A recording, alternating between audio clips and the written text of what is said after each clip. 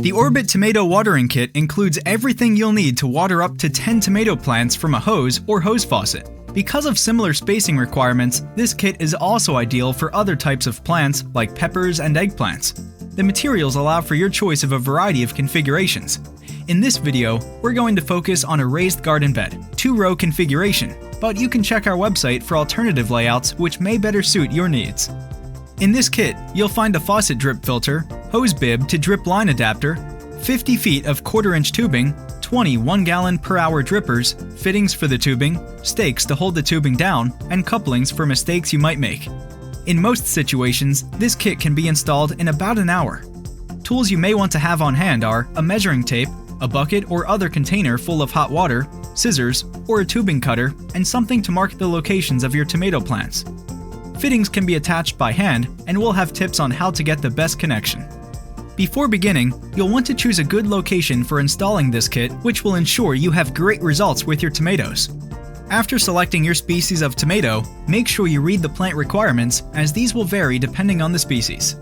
If you're planting starter plants, the information is usually found on a small tag included with the plants. Of course, more detailed information can always be found on the internet.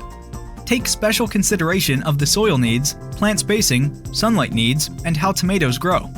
You'll also want to consider where your water source is located, as this kit is meant to be connected to the end of a hose or a faucet.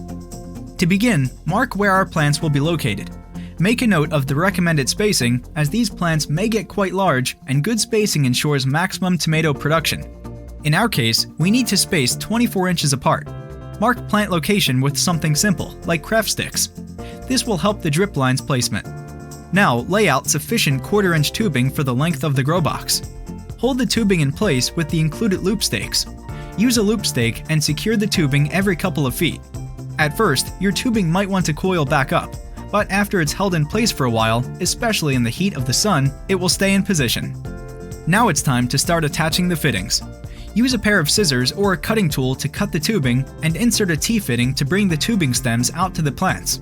These fittings can sometimes be tough to insert. Leaving the tubing in the sun for 30 minutes can help by softening the tubing. If the tubing still gives you trouble, soak the tubing for 10 seconds in a bowl of warm water before inserting the fitting. Once inserted, the barbed T will hold in place even under water pressure. Repeat this step for each branch of the tubing, adding 1 T at the end. Measure out how much tubing you'll need for each branch. Note that some might be a little longer than others. You'll want to be 3 to 4 inches away from the plant.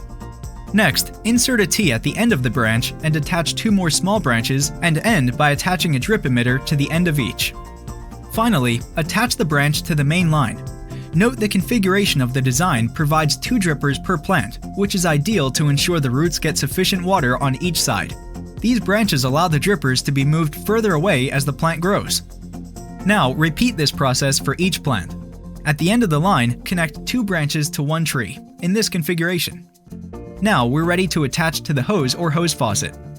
Screw the filter onto your hose or hose faucet, and screw the hose by drip adapter onto the filter's side inlet. The push fitting connection allows for easy attachment and release. Push the tubing into the adapter. Make sure to press the tubing all the way into the fitting. The 1/4-inch tubing can now be locked into place by rotating the lock symbol on the collar to the arrow on the fitting. To release the tubing, rotate the collar counterclockwise, aligning the unlock symbol on the collar to the arrow. Push the collar down and pull out the tubing. Now that the drip system is attached, it's time to test. Turn on the water and observe that each dripper is emitting water. Note the water flow will be small. Each emitter will put out 1 gallon per hour. After everything is running correctly, you're now ready to plant the tomatoes, either starters or seeds. Now for watering. If the soil is already moist from our testing earlier, we may need to add just a little extra to make sure the new starters get exactly what they need. As for long-term watering, how much is enough water? Well, there's a lot of factors that go into deciding when and how much to water. As the plants are new, you'll want to be especially attentive to ensure they don't dry out. We always want the soil to be damp, 1 to 2 inches down. If you notice it's dried out at those depths, it's a good time to water. As the summer progresses and the heat rises, you may find that watering more than once a day is necessary. Test your system for 10 minutes and see how deep the watering goes. If it's not deep enough, add another 10 minutes, and continue this process until the water depth is at a good level. Soon, you'll have a good idea of how your soil retains moisture, which will tell you how much you need to be watering.